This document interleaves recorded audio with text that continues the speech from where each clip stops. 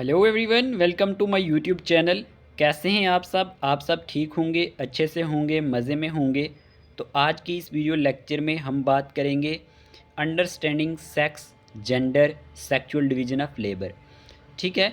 इससे पहले हमने जो वीडियो अपलोड किया था आपने वो देखा होगा और उसका एमसीक्यूज़ भी हमने डिस्कस कर लिए थे जो लास्ट टाइम हमने देखा था। ठीक है, जो इस चैप्टर का जो इससे पहले वाला सब यूनिट था।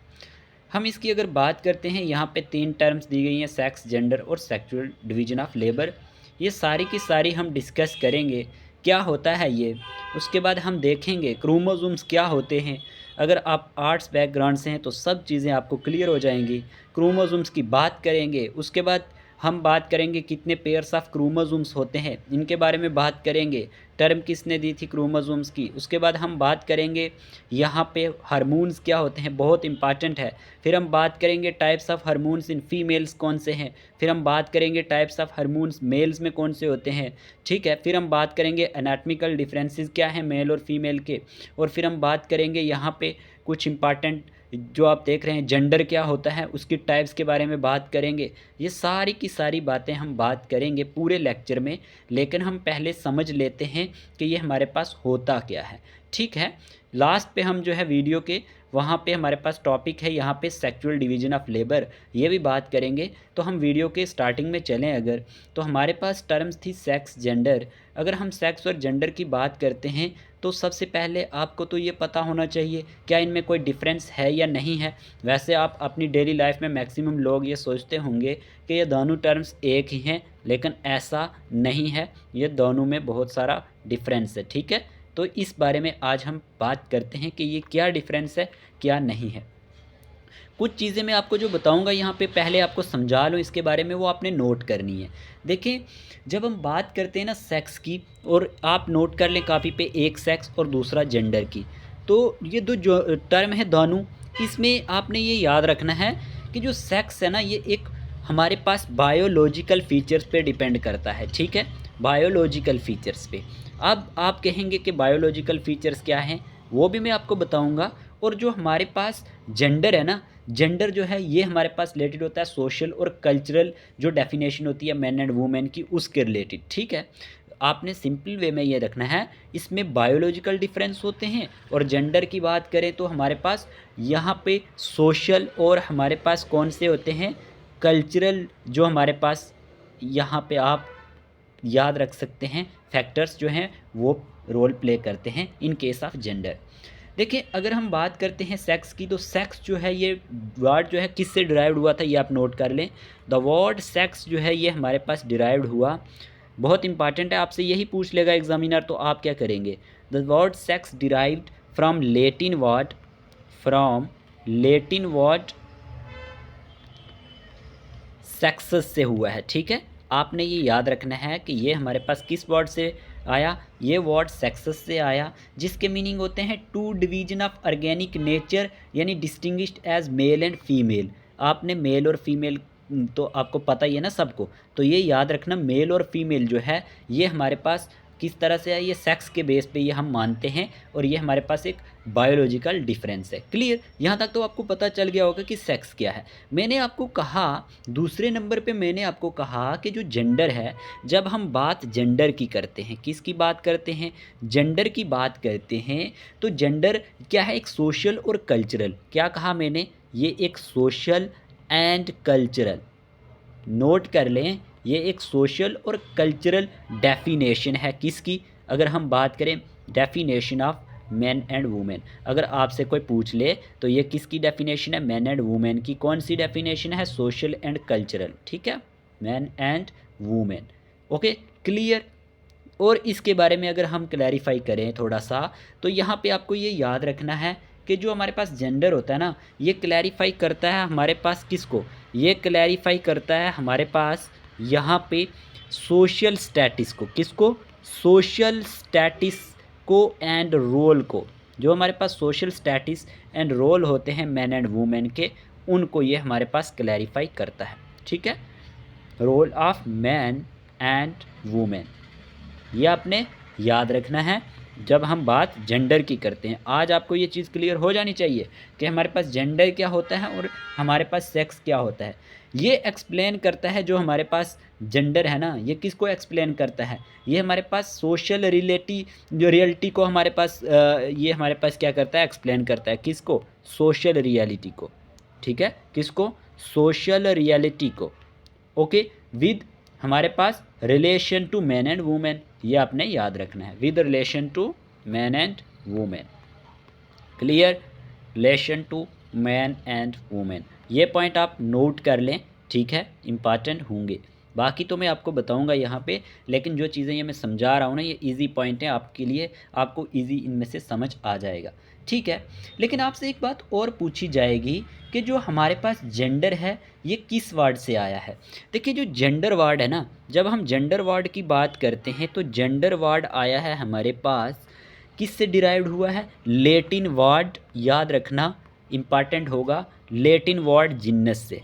किससे? लेटिन वर्ड जिन्नस से आया है, और जिसके मीनिंग है referring to kind or a race, हम कह सकते हैं। जो किसको रेफ़र करता है? मैंने कहा जिन्नस से आया है, और ये हमारे पास रेफ़र करता है किसको? रेफ़र टू, आप वीडियो को पॉज करके लिख सकते हैं, refer to kind or race. देखें, मेरा ये आपको ऐसे समझाने का मकसद ये है कि आपको पहले इनको बेसिक्स पता होना चाहिए कि सेक्स क्या होता है और जेंडर क्या होता है। जैसे मैंने आपको बता दिया, सेक्स में बायोलॉजिकल डिफरेंस होते हैं, और दूसरे में मैंने बता दिया आपको कि जो हमारे पास क्या है, जो हमारे पास जेंडर है वो किसके बेस पे है, तो वो भी मैंने आपको बता दिया। अब मैं आपको अगर बताता चलूँ इसके बारे में एक इम्पॉर्टेंट चीज़।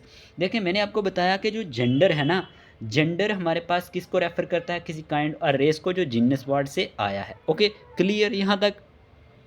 अब आपने एक बात याद रखनी है कि जो बायोलॉजिकल डिफरेंस होते हैं ना, बायोलॉजिकल डिफरेंसेस, उनमें क्या होता है, कौन कौन से होते हैं? वो हमारे पास जो in case of human beings, वो हमारे पास क्रोमोसोम्स होते हैं। क्या होते हैं? क्रोमोसोम्स, जो मैं आपको डिटेल में पढ़ाऊंगा। और वो हमारे पास हार्मोन्स होते हैं, इन हार्मोन्स का बहुत ज़्यादा रोल होता है, ये आपने याद रखना है in case of male and female. तो ये हमारे पास मेन जो हमारे पास बायोलॉजिकल डिफरेंस होते हैं, क्रोमोसोम्स, हार्मोन्स, तो ये आपने याद रखना है। अगर जेंडर की बात की जाती है तो जेंडर जो है वो हमारे पास सबसे पहले अगर आपसे पूछा जाए तो क्या होता है? 1955 में, 1955 में, डेट नोट करना, जॉन मोनी नाम का एक आदमी था। क्या नाम था उसका? जॉन मोनी। ठीक है, जॉन मनी भी कह सकते हो। ये फर्स्ट था जिसने यूज़ की थी टर्म जेंडर। क्या कहा मैंने? फर्स्ट था जिसने use the term gender, use the term gender इसने यूज़ की थी, ये आपने लिखना है। ठीक है, इसने पहली बार, सबसे पहले जो टर्म थी जेंडर, ये इसने यूज़ की थी 1955 में। ओके, एक टर्म और आपसे एग्जामिनर पूछ सकता है कि जो टर्म जेंडर थी, जेंडर आइडेंटिटी जो थी, जेंडर आइडेंटिटी, ये क्या, ये भी आपने याद रखना है। जो टर्म जेंडर आइडेंटिटी थी, ठीक है, आइडेंटिटी, तो ये हमारे पास काइंड की थी किसने? रॉबर्ट जे, ये याद रखना, किसने काइंड की थी? रॉबर्ट जे। ये आपसे सीधे सीधे क्वेश्चन आएंगे, स्टोलर ने। ठीक है, रॉबर्ट जे स्टोलर ने की थी। कब की थी? 1964 में। क्लियर? ये पॉइंट आपने याद रखना है कि जेंडर आइडेंटिटी टर्म जो थी ये रॉबर्ट जे स्टोलर ने 1964 में दी थी। ठीक है, तो ये आपको पता चल गया होगा। अगर मैं आपको एक मेन डिफरेंस बता दूं ना इनके बारे में, अगर यहाँ पे आप डिफरेंस बिटवीन लिख सकते हैं इनके बारे में। देखें, इस तरफ हम लिख देते हैं यहाँ पे सेक्स, और इस तरफ लिख लेते हैं जेंडर। इन दोनों में मेन डिफरेंस क्या है, अब आपको ज़्यादा क्लियर होगा। देखिए, मैंने आपको बताया बायोलॉजिकल डिफरेंस। सेक्स के केस में क्या होता है? हमारे पास बायोलॉजिकल डिफरेंस होते हैं। क्या कहा मैंने? बायोलॉजिकल डिफरेंस होते हैं। और दूसरे केस में मैंने क्या कहा? और बायोलॉजिकल डिफरेंस मैंने क्या कहा? क्रोमोसोम्स के बेस पे, हार्मोन्स के बेस पे, तो ये आपने याद रखना है। अब जेंडर के बेस पे हमारे पास मैंने क्या कहा था? कल्चरल डिफरेंस होता है। क्या? कल्चरल और पॉलिटिकल डिफरेंस हो सकता है। तो कल्चरल जो हमारे पास डिफरेंस होता है वो हमारे पास किस केस में होता है? ये हमारे पास जेंडर के केस में कल्चरल डिफरेंस होता है। क्लियर? और ये रिमेन सेम रहता है, ये चेंज नहीं होता। देखें, जो मेल और फीमेल हैं वो कभी चेंज नहीं हो सकते। इस केस में ये सेम रहता है, लेकिन ये फ्लेक्सिबल होता है, और ये हमारे पास चेंजेबल होता है। क्या होता है? फ्लेक्सिबल एंड चेंजेबल, ये आपने याद रखना है कि ये फ्लेक्सिबल होता है और चेंजेबल होता रहता है। Clear, 2 point. और इसमें आपने याद रखना है इन केस ऑफ सेक्स, जब हम सेक्स की बात करते हैं और जब हम जेंडर की बात करते हैं। देखिए सेक्स में 2 मेन कैटेगरीज आती हैं और वो 2 मेन कैटेगरीज मैंने आपको बता दी, वो कौन कौन सी हैं 2 मेन कैटेगरीज। वो हमारे पास होता है मेल और फीमेल। क्या कहा मैंने? मेल और फीमेल, मेल एंड फीमेल, ठीक है। और इन केस ऑफ जेंडर, इसमें हमारे पास मैस्कुलिन एंड फेमिनिन होता है। क्या होता है? मैस्कुलिन एंड फेमिनिन, आपने ये पढ़ा होगा, ठीक है। मैस्कुलिन एंड फेमिनिन, ठीक है। उर्दू में भी आपने मुज़क्कर और मुअन्नस पढ़े होंगे, जिनका उर्दू था तो सबको ये पता होगा, ठीक है। मैस्कुलिन किसके लिए यूज़ होता है? मेल के लिए, और फेमिनिन हमारे पास फीमेल के लिए। इतना आपको क्लियर हो गया होगा। अगर हम सेक्स की बात करें, एक पॉइंट और लिख लें आप, और इधर से जेंडर की बात करें, तो हमारे पास जो सेक्स है ना, ये डिटरमाइंड होता है बाय बर्थ। किससे डिटरमाइंड होता है?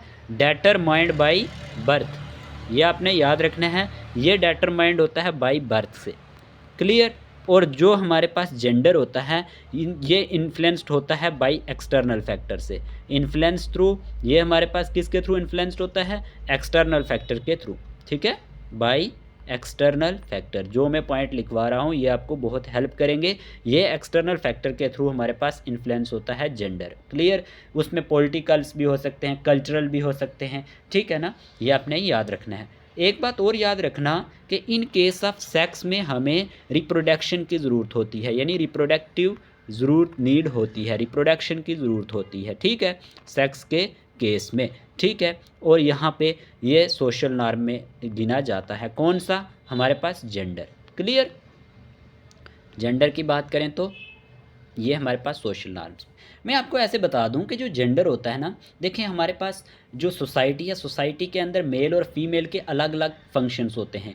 जो काम मेल के हैं वो फीमेल को नहीं करने होते हैं, ठीक है। जैसे हम बात करते हैं कि जो मेल हैं वो हमारे पास क्या करते हैं, वो हमारे पास खास करके मज़दूरी करता है, तो वो घर में अपनी बीवी के लिए कमा के लेके जाता है, अपनी बच्चों के लिए। लेकिन फ़ीमेल के केस में क्या होता है कि फ़ीमेल इतने वो काम नहीं करती। लेकिन आज तो मॉडर्न ज़माना है, आज अगर हम बात करें तो यहाँ पे फ़ीमेल भी क्या करती हैं, अब काम करती हैं। लेकिन ये आस्ता आस्ता वक्त के साथ साथ चेंजिंग आती है। तो मतलब कहने का मेरा ये था, ये आपको एक एज अ एग्जांपल मैं आपको समझा रहा था कि दोनों की जो कंडीशंस हैं वो मिलती नहीं हैं ज़्यादातर। इनका मेल का अलग काम अपना है और फीमेल का अपना अलग काम है, और सोसाइटी ने इनको डिफरेंट डिफरेंट रोल दिए हैं। मेरा कहने का ये मतलब है, ठीक है। आपको ये चीज़ें क्लियर हो गई होंगी कि सेक्स और जेंडर में क्या डिफरेंस है। Clear, okay. अब जैसे कि मैंने आपको जो चीज़ें समझाई थी वो आपने सब नोट की होंगी। अब वही चीज़ें यहाँ पे हैं। देखिए सेक्स क्या है? Sex typically refers to the biological characteristics, देखा, that define male and female organisms. मैंने यही चीज़ें आपको समझाई थी ना कि सेक्स क्या होता है, टिपिकली रेफर्स करता है बायोलॉजिकल कैरेक्टरिस्टिक्स को, जो डिफाइन करता है मेल और फीमेल ऑर्गेनिजम्स को, उसमें including physical and genetic differences. Physical differences होते हैं और जेनेटिक डिफरेंसेस होते हैं। अब आपको पता है फिजिकल डिफरेंसेस क्या हैं और जेनेटिक डिफरेंसेस क्या हैं। देखें, फिजिकली जो लड़कियां हैं वो अलग दिखती हैं लड़कों से, और लड़के जो हैं वो लड़कियों से अलग दिखते हैं, ठीक है। और related to reproductive anatomy and functions, तो ये आपने याद रखना है, सिंपल सी डेफिनेशन। उसके बाद अगर हम बात करें, इनको करेक्टराइज किया जाता है, मैंने कहा किसको, मैंने सेक्स की बात कर रहा हूँ, इसको करेक्टराइज किया जाता है based on chromosomal hormonal and anatomical distinction के बिना पे, ठीक है। किसके बेस पे? क्रोमोसोम के बेस पे, हार्मोनल और एनाटॉमिकल डिस्टिंक्शंस के बेस पे। क्लियर यहाँ तक, ओके। आगे अगर हम बात करते हैं, जैसे मैंने कहा क्रोमोसोम्स के बारे में, देखें हो सकता है आपसे क्वेश्चन पूछा जाए, जो आपके बायोलॉजी जिनकी थी उनको तो कोई परेशानी नहीं होने वाली है इस टॉपिक को। तो ये क्रोमोसोम्स क्या होता है, ये इस तरह का कुछ स्ट्रक्चर होता है, आपको दिख रहा होगा, ठीक है। यहाँ पे आप देख सकते हैं 2 आइडेंटिकल क्रोमैटिड्स हैं, one is exact copy of the other, यानी एक जो है वो दूसरे की एग्जैक्ट कॉपी है। एंड ये हमारे पास क्या करते हैं, ईच वन इसके अंदर DNA मॉलिक्यूल होता है। मैं अभी ऐसे आपको स्ट्रक्चर बता रहा हूँ, इसमें आप अभी बोर नहीं होना, ठीक है। ये इसमें पी आर्म होता है, ये शॉर्ट आर्म होता है, ये इसके बीच में एक सेंट्रोमियर होता है जो कंस्ट्रिक्टेड पॉइंट होता है क्रोमोसोम का, ठीक है। और ये इसका क्यू आर्म होता है जो लॉन्ग आर्म स्ट्रक्चर होता है, ये अपने याद रखना है। और ये हमारे पास इसका होता है डीएनए मॉलिक्यूल, ये जो थ्रेड लाइक स्ट्रक्चर आपको दिख रहा है DNA molecule long string like होता है ये डीएनए मॉलिक्यूल जो फॉर्म्ड इनटू ए compact structure bye proteins called histones. आपसे पूछा जाएगा कि जो ये डीएनए मॉलिक्यूल है ना, ये हमारे पास किस तरह का दिखने में होता है, तो ये स्ट्रिंग लाइक डीएनए मॉलिक्यूल होता है जो कंपैक्ट स्ट्रक्चर ऑफ प्रोटीन से बना होता है, जिन्हें क्या कहा जाता है, हिस्टोन्स कहा जाता है। कौन सी प्रोटीन, हिस्टोन्स प्रोटीन। इंपॉर्टेंट, ये आपने याद रखना है स्ट्रक्चर को, मैंने जो आपको समझाया यहाँ पे, क्लियर। अब देखें मैंने आपको क्या कहा, ये हमारे पास क्या होता है, एक ऐसा स्ट्रक्चर होता है जो फाउंड पाया जाता है inside the nucleus of cell.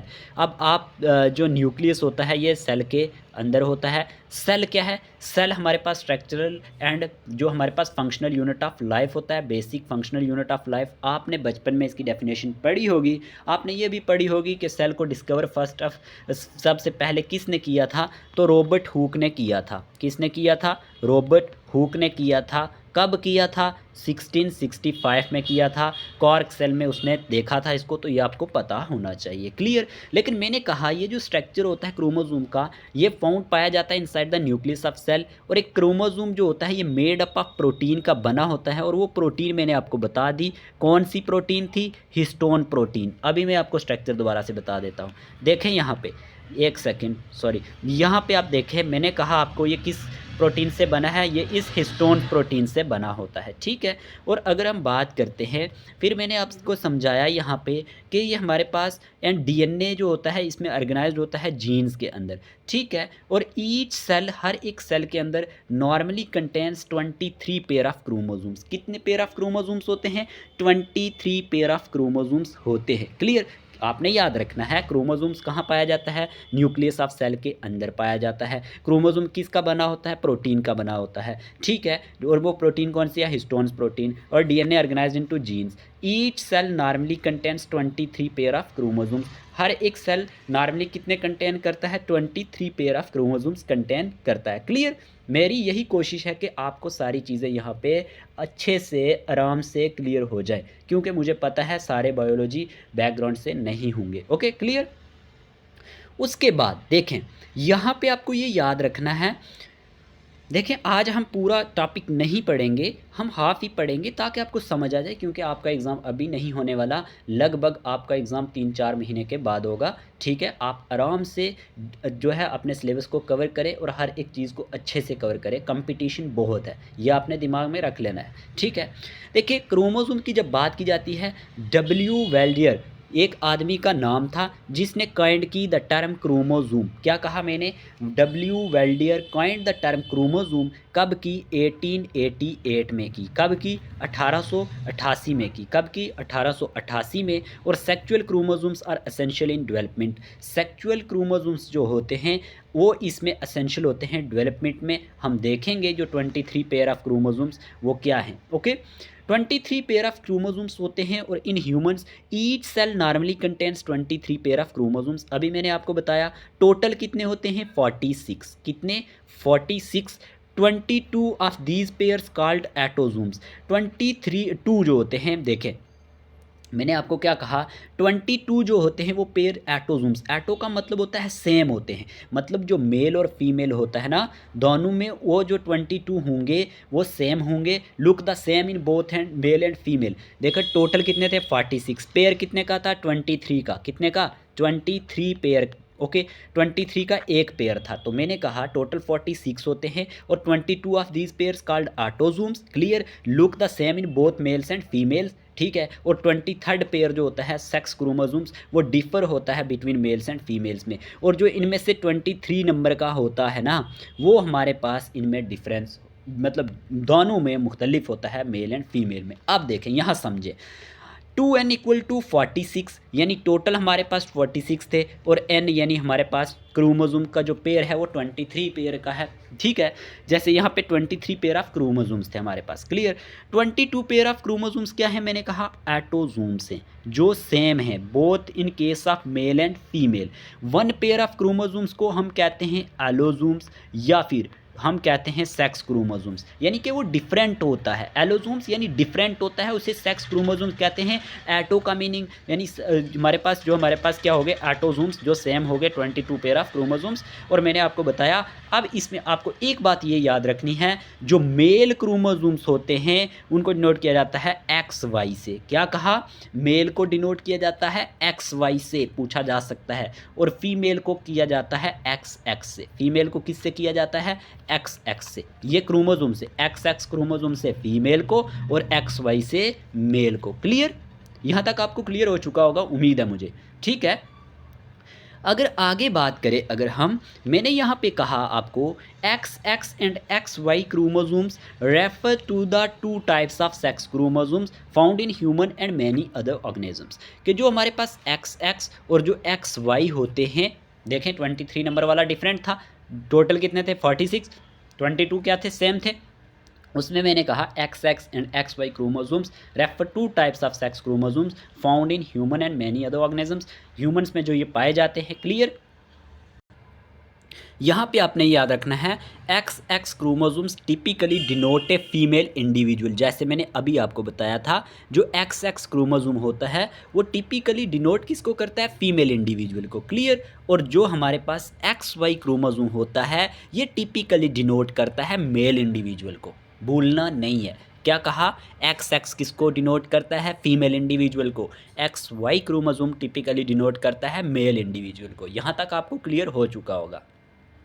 Humans में हमारे पास अगर हम बात करें तो फीमेल हैव 2X क्रोमोसोम्स होते हैं जिन्हें XX कहते हैं, अभी बताया।